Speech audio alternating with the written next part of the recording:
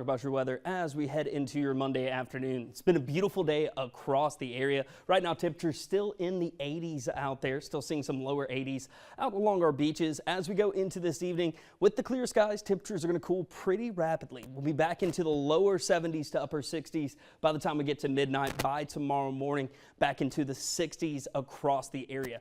Still, it's going to be lower 60s for most of our inland spots, mid to upper 60s pretty quickly as you work your way from Savannah out closer to the coast, but lighter winds as we go into tomorrow. And this trend of below average mornings, this is what we're going to look for as we head throughout the midweek. A little bit of warmer temperatures, but staying slightly below average as we go into the second half of the week. Still, throughout your day tomorrow, lots of sunny skies, no rain chances really at all, isolated at best, and they'll be directly on the coast. But still going to be looking at right at average or just below average temperatures as we head into the afternoon.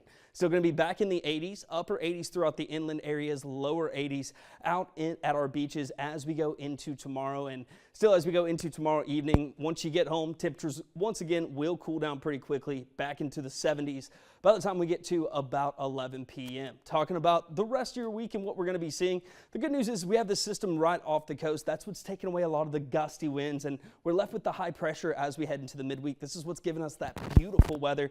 Still, temperatures will be in the upper 80s as we head throughout the second half of the week and on into the weekend, mostly because of this high pressure.